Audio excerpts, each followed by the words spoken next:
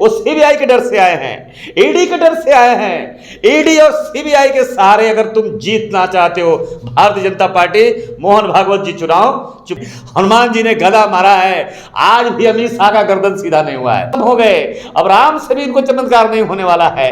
काष्ठा का ये अपमान है। भारतीय जनता पार्टी के 5 राज्यों से सफाया हो रहा है। सर, 5 राज्यों में विधानसभा के चुनाव संपन्न हो गए हैं और रिजल्ट आने से पहले सोशल मीडिया पर एक एग्जिट पोल काफी तेजी से वायरल हो रहा है और इस एग्जिट पोल में हर एक स्टेट में बीजेपी निकलती हुई नजर आ रही है, क्या कहेंगे सर? देखिए, आप लोगों को मैं बहुत बहुत धन्यवाद देना चाहता हूं और इसलिए धन्यवाद देता हूं कि जो मीडिया की परंपरा है प्रश्न करने का, सवाल करने का, वो सवाल करने की परंपरा को आप निभा रहे हैं। लेकिन मैं कह रहा हूं कि ये सवाल तो आपको लगाकर से पूछ लेना चाहिए। ये सवाल आप देश की मनो मीडिया में बैठे जो लोग हैं उनसे पूछ लेना चाहिए कि आप इसके पहले का जो चुनाव हुआ था, ये जो आपको हिमाचल और कर्नाटक का, उसमें भी इनको बढ़त बता रहा था। आप अच्छे तरीके से देख लीजिए, ये उपचुनाव में भी एग्जिट पोल आया था, उसमें ही बढ़त बना रहे थे, ये आगे जा रहे थे, जीत रहे थे। लेकिन इनकी क्या हालत हुई है किसी से छुपा हुआ नहीं है। तो भारतीय जनता पार्टी के एजेंट लोग हैं। अब भारत में कोई मीडिया बची नहीं, और भारत में अगर कोई मीडिया बची है तो सिर्फ सोशल मीडिया बचा है। ये बहुजन मीडिया बाबा साहब का मीडिया है। तो हम आपको स्पष्ट कह देना चाहता हूँ, भारतीय जनता पार्टी के 5 राज्यों से सफाया हो रहा है। और मैं कह रहा हूँ कि किसके भरोसे आप जीते रहे हैं, ये अंक आप किसके भरोसे दे रहे हैं? देश का बहुजन समाज नाराज है, और बहुजन समाज तो छोड़ लीजिए, सेंगोल स्थापित होने के बाद में, मनुस्मृति लागू करने के बाद में, स्तन टैक्स लगाने वाली व्यवस्था लगाने के बाद में, इस देश के संविधान प्रेमी लोग, संविधान चाहने वाले लोग, बाबा साहब में विश्वास करने वाले लोग भारतीय जनता पार्टी को डंडा लेके खोज रहा है, पूरे भारत में खोज रहा है। वो लोग ग्राउंड रिपोर्ट करते हैं सर, एक एक व्यक्ति से जाकर पूछते हैं, उसके बाद वो रिजल्ट देते हैं। देखिए तो पत्रकार साहब, हम जान रहे हैं कि आप ऐसा है हास्यास्पद बातें इसलिए कह रहे हैं, आप इसलिए कुछ बात कह रहे हैं जो निराधार बातें हैं, जो आप जानते हैं इस प्रश्न का मुझे उत्तर मिलेगा।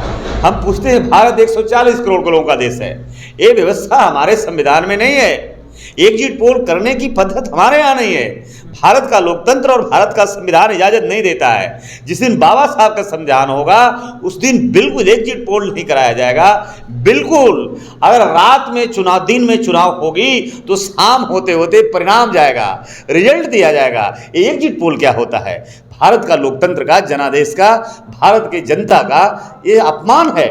हम इसको खारिज करते हैं। लेकिन ये गोदी मीडिया बने रहने के लिए, व्यूअर टीआरपी को बढ़ाने के लिए, अपनी मोटी कमाई के लिए मीडिया के लोग एक खास करके पूरे भारत में इस तरह से एग्जिट पोल जैसा काम कर रहे हैं। हम इसका निषेध कर रहे हैं। लेकिन एक बात आपको बता दूं, कैसे जीतेगी भारतीय जनता पार्टी?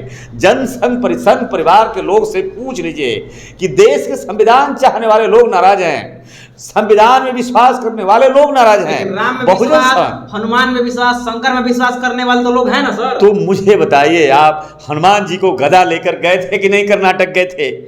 कर्नाटक का चुनाव हनुमान जी के नाम पर लड़ा था कि नहीं लड़ा था? मुझे बताओ आप। ये पूरा देश जानता है कि नहीं जानता है? मुझे बताइए।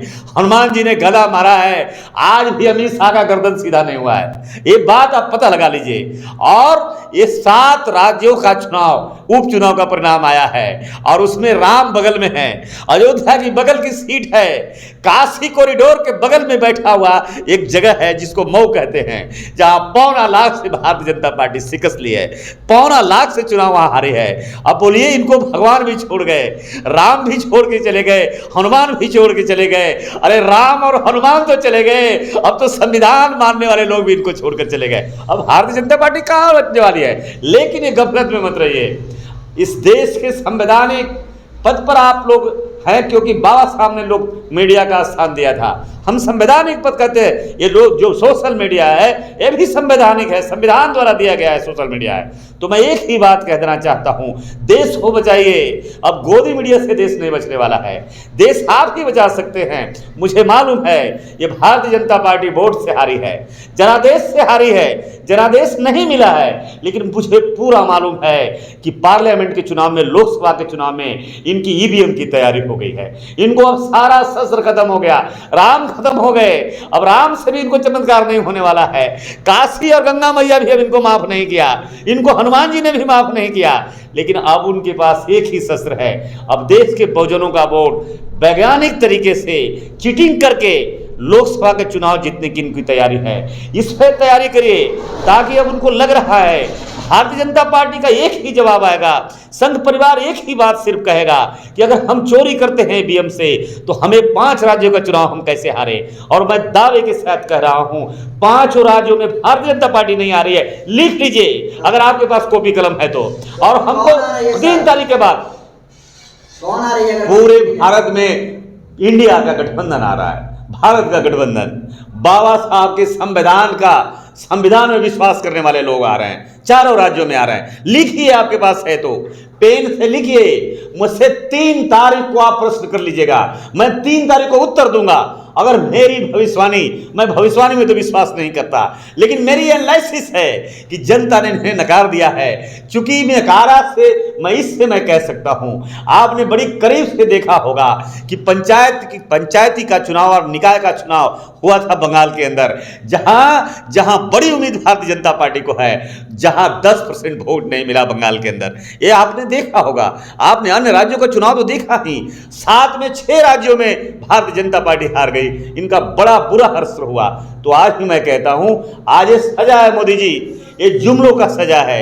ये संविधान को जो आपने तोड़ने की कसम खाई है, संविधान हटाने की कसम खाई है, लोकतंत्र को खत्म करने का जो कसम आपने खाया है, ये उसका सजा है। और एक बात और मैं कह दे रहा हूं, ये संविधान मानने वाले लोग, संविधान में विश्वास करने वाले लोग बड़े जागृत हो गए हैं, जाग गए हैं। अब ये कोई भी ओवैसी के झांसे में नहीं आने वाला है। ओवैसी कितना भी चिल्ला ले, देश की जनता सेकुलरिज्म के और संविधान के साथ खड़ा होगी। और भी कुछ लोग हैं जो भारतीय जनता पार्टी के इशारे पर काम कर रहे हैं। इंडिया के गठबंधन के विरुद्ध में जो आए हैं वो सीबीआई के डर से आए हैं, ईडी के डर से आए हैं।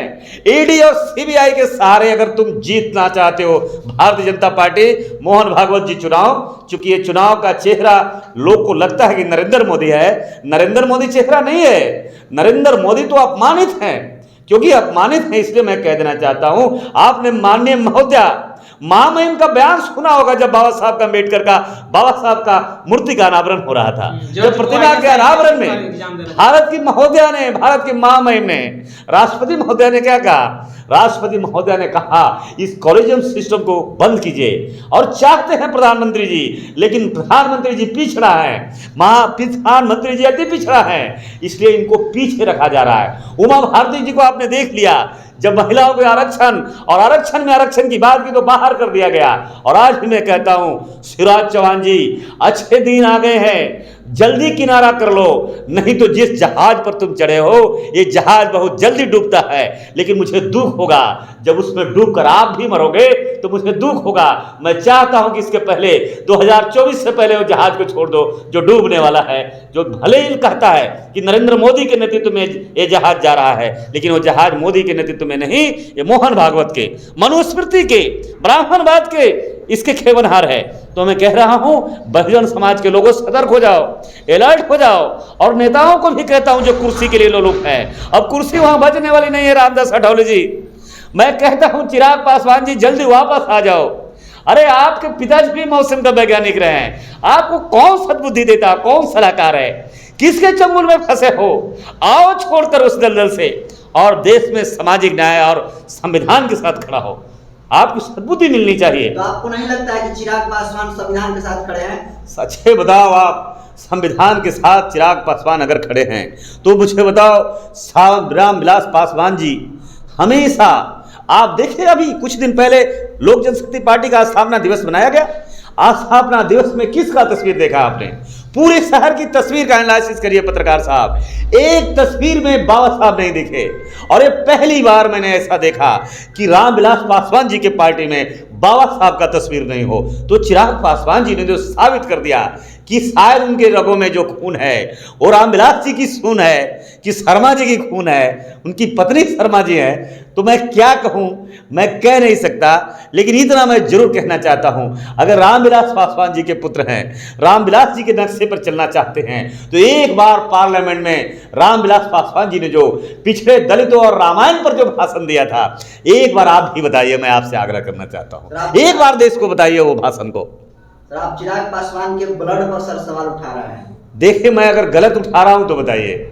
हम कह रहे हैं रामविलास पासवान जी के ब्लड, मैं चिराग पासवान जी के ब्लड पे नहीं उठा रहा हूं। रामविलास पासवान जी कुछ वैसे ब्लड से घिरे हुए हैं, कुछ वैसे लोग से घिरे हुए हैं जहां से बड़ा निकलना मुश्किल है। क्या आपको लगता है कि जो चिराग पासवान है वो स्वर्ण लॉबी से घिरे हुए हैं? अरे मैंने, आप तो खुद ही कह रहे हैं और आपको पता है अच्छे तरीके से, मुझे क्यों शहीद कराना चाहते हैं। लेकिन मैं सच कहता हूं पत्रकार साहब, चिराग पासवान जी को सद्बुद्धि हो जाना चाहिए। मैं चाहता हूं 24 से पहले वो डूबा हुआ जहाज को छोड़ दो, मुझे अफसोस होगा, आपके अस्तित्व मिटेगा। रामविलास पासवान जी सामाजिक न्याय का एक ताकत रहे हैं, प्रेमबल रहे हैं, पिलर रहे हैं, और मैं नहीं चाहता कि चिराग पासवान जी का भी नुकसान हो जाए। बहुत बहुत धन्यवाद सर, थैंक यू।